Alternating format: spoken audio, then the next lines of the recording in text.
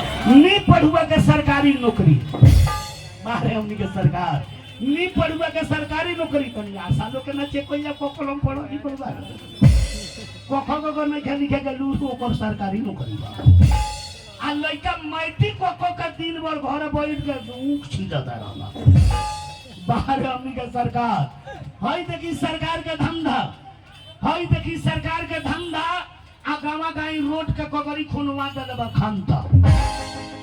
आ ओमे दे देबा न लौरी जल ओ पंचायत में कोनो कर्मचारी नहीं के भन ना तो उतने खर्चवा में दुआरे दुआरे हल गई रहते कहबो कोन आ ओमे दे देबा न लौरी जल छूची खोलला पर एको ठीपा नहीं के गिरत जो ना ओमे खाली बकरी बनाते हैं हमरो पिडारी में होले हो चार लाख हमू जाई ने तो छुचिया खोली ने एको ठीक बना भेटा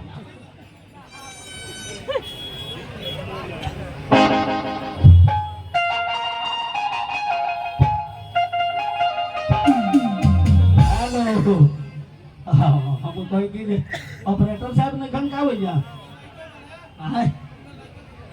अच्छा तू ही ऑपरेटर हो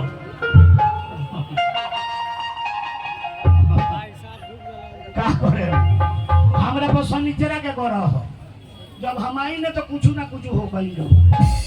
की तो लइकन में मार हो जाई आ ना तो जनरेटर बुता जाई ना तो इलेक्ट्रिक लाइन जोड़ जाई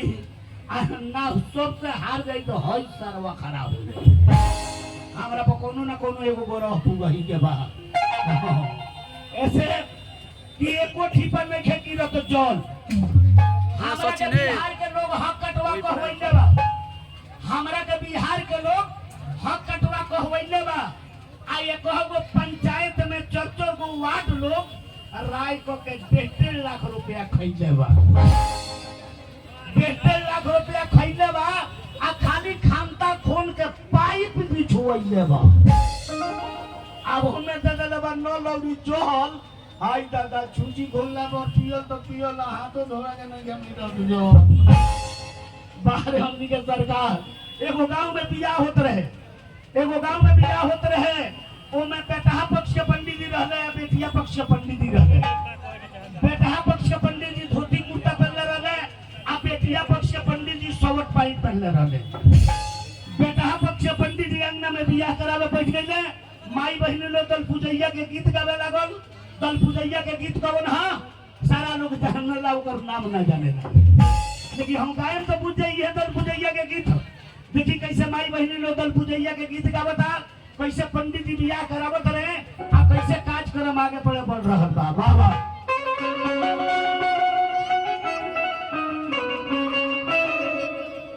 टीकावाली आइला भासुर जी बाबा में मुनि के टीकावाली आइला भासुर जी बाबा में मुनि के बोली के देखावना को नारी देह सुनी के बोली के देखावना को नारी देह सुनी के ये दल पूजैया के गीत माई बहिनी लोग दल पूजैया के गीत गावत रहे पंडित जी बियाह करावे बैठल बड़े पंखा कराटा लागल बा पंखा के हवा मारला पंडित जी के आगे से एक बीता धोती उठी आ गए पंडित जी संयोग से वो दिन अंदर भूल ना पहिले चले पंडित जी के पेन पुक्सवा लौटे लगा अब वो में माई बहिनी लोग बियाह करावत रहे चले एगो माई बहिनी के नजर पर गई पंडित जी के पेन पुक्सवा अब तो 10 गो मेहरारू के हुद कावे लगल रुक जा तो हमरा गोड़ में दिक्कत बा सरकार का करे ई हमरा गोड़ के ऑपरेशन डॉक्टर के कमी हो सुई देवे के जोड़ में घूम देलक हड्डी में ई हमरा माटी के तारीफ बाकी पटना ले जाके 4 लाख रुपया लगा के हमार पैर बचा देले ना तो आज हमार पैर कट गई रही हम एके गोड़ में रहते ई डॉक्टर के कमी हो पंडित जी के ऊपर ध्यान नहीं है कि हमार पेन बुक्स लौकता आ मेहरारू लोगों में देख लेले बा और मैं ऊ लगनी 10 गो मेहरारू के हुदका में हाय हाय कहते कहते आंगना में हल्ला करवा दे आ पंडित जी के ध्यान नहीं थे अपने में चर्चा लागो लोग करे माई बहनी आज ताता अरे पंडित बाबा बड़ा छीनारा मारे अरे बियाह करावा कि पेन बुक्स दिखावा था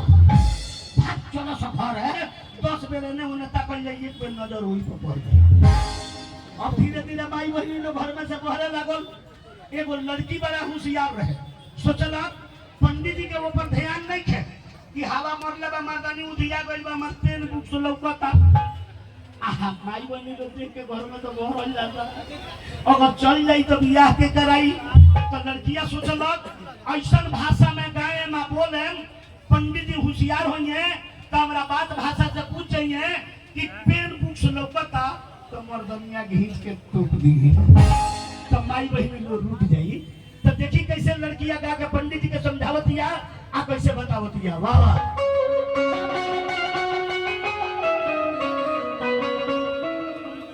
पोथी बचता पंडित गईला भुलाई हो पोथी बचता पंडित गईला भुलाई हो आ भीतर के सामान कोई से बोहरी जे आइल हो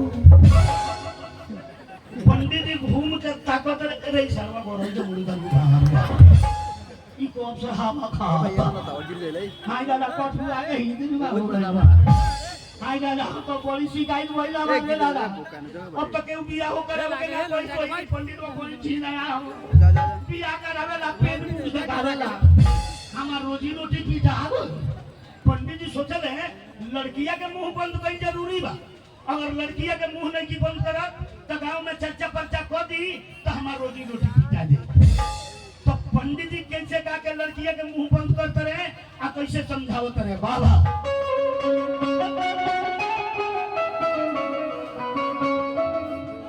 धन पाडू पाछी नेहलुई जोत बचाई हो धन पाडू पाछी नेहलुई जोत बचाई हो जहाँ जइबू तहाए से लमहर भेटाई सारा लोग हंसता कथी के लमहर बोले माने ये दुल्हा से लमहर तहार दुल्हा भेटाई पंडित जी दुल्हा के बतौले रहे लेकिन लौकत रहे पेन बुक से मार कर गई लोही चलिए वो भैया के 10 रुपए का पुरस्कार आई बा हमरा तरफ से लाख लाख धन्यवाद बा हमरा पार्टी की तरफ से लाख लाख शुक्रिया दबा के 10 रुपए के पुरस्कार एगो मर्दानवा कलाकार के इज्जत कइला हमनी के मर्दानवा हमनी के मेरा लोग रुपए ना निकले ना ऐसे कि हमनी में चुमुक नहीं दे वो कनी में चुमुक बा वो एक बेर आवत रह तो कहते तरह तो आधा छिका डाली